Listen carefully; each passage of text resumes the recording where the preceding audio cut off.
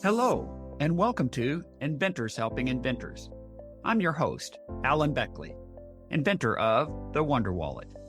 If you're an inventor searching for proven ways to make money with your invention, if you dream to see your product selling in stores everywhere, you've come to the right place. There's no better place to get help than from experts, inventors who've already achieved success. Every week, I interview successful inventors, asking them the questions you want to know. Tune in to learn from the experts so you can get your invention out of the tank and into the bank. I'm very excited to bring to you, my podcast listeners, a workshop that I've been doing for a few months now with members of my membership group as well as coaching students. And this powerful workshop is called Tap Powerful AI Tools Workshop. It's going to be on Tuesday, the 28th of October, 7 p.m. Eastern. And I'm excited to bring this to podcast listeners. So what are you going to learn in this workshop? First of all, let me just say something very quick. If you're not really tapping the power of AI to save you time, effort, and money so you can spend more time inventing, you are missing out. And I can assure you, you are tapping just a fraction of the real power that's there. So this workshop is going to have two modules. Module 1 is query optimization. You'll learn how to design the perfect optimized query to get right to the specific answers you want. And one of the things that you're going to find is how to create in less than 10 minutes, get this, a competitive product market study for your product with one single well-designed query in AI. You'll learn how to do that in this workshop. And the students in the last workshop were amazed with the benefits of that. But wait, there's more. There's a second module, and that is create images using AI as your artist. Use your imagination, describe what the image you're looking to create, and you can create custom images. Now, on both of these, I'm going to also share with you different AI platforms that you can use easily that will give you particularly good results. So on the creating imagery, we're going to look at 4 different platforms that can help you with that. So how do you get there? You just go to alanbeckley.com/tapai. Again, the link to get there is alanbeckley.com/tapai. The workshop is going to be about an hour and a half on Tuesday, the 28th of October. 7 p.m. Eastern, and I look forward to seeing you there. Oh, don't wait to register. Register now because the limited enrollment is no more than 15 students because this is a hands-on workshop, and I really would like for you to be there. Welcome to episode number 550.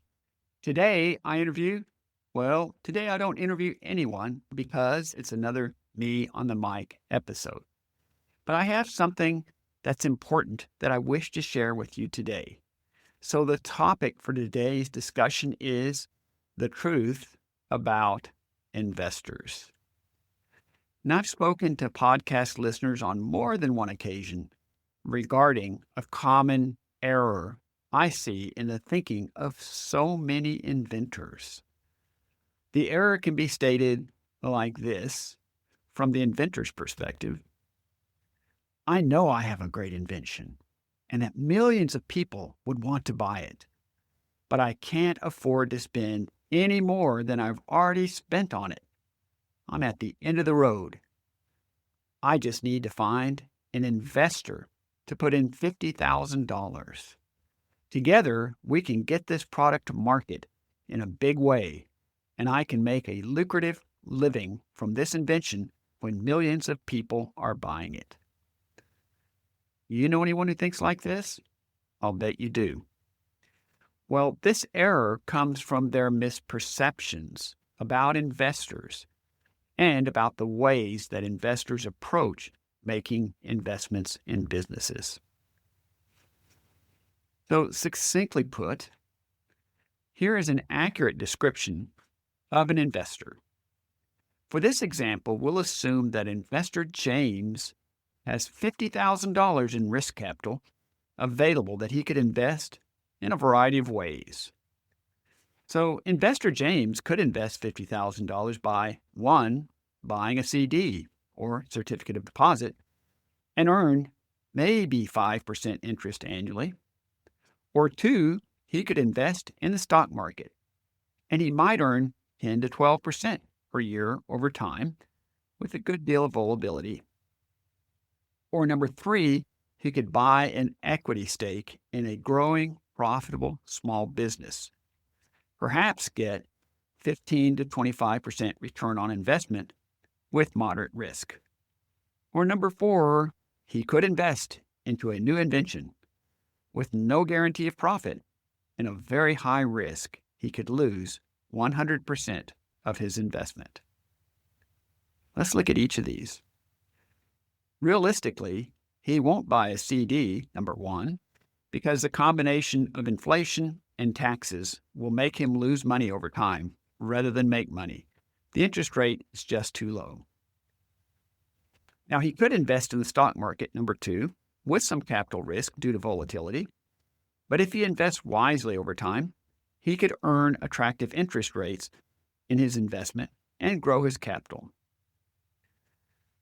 Or number 3, he could own equity in a profitable small business with some risk to his capital, but potentially he could earn more than he would lose. Number 3, he could own equity in a profitable small business with some risk to his capital, but potentially he could earn more than he would in the stock market. Or number 4, he won't invest in a new invention. Why? Because in the beginning, it is not growing or a profitable business. In fact, in the beginning, it's likely to be consuming capital, not growing it. That means he could lose 100% of his investment. Not a very attractive option for an investor. Put succinctly, of the 4 options, choosing to invest in an invention is clearly the worst choice he could possibly make, because there is a good chance he could lose his entire investment, and there is a low probability that he would earn a good return on his investment. There are exceptions to this rule, chiefly an amazing new high-tech device that could grow exponentially in demand as the public gets its eyes on the next big thing after Google Glasses. But such inventions are few and far between. Here's my advice to you. As an inventor, the best ways to fund the cost of your invention are: number 1, out of your own back pocket or liquid assets you're willing to risk. Number 2, help from family and friends, but you must tell them they may never see their money again. Number 3, a bank loan, though these are usually hard to get for a new invention. Or number 4, license your invention to a company who will pay you royalties. This requires less risk and capital from you of any of the other options. So, in summary, I know far too many inventors who've waited for years hoping to find an investor for their invention. And I don't want that happening to you. Thanks as always for listening, and we'll be talking to you again soon. Thanks so much for tuning in to Inventors Helping Inventors. If you like the show, please tell your friends about it. Make sure to subscribe in iTunes or wherever you get your podcasts so you won't miss a single episode. Talk to you soon.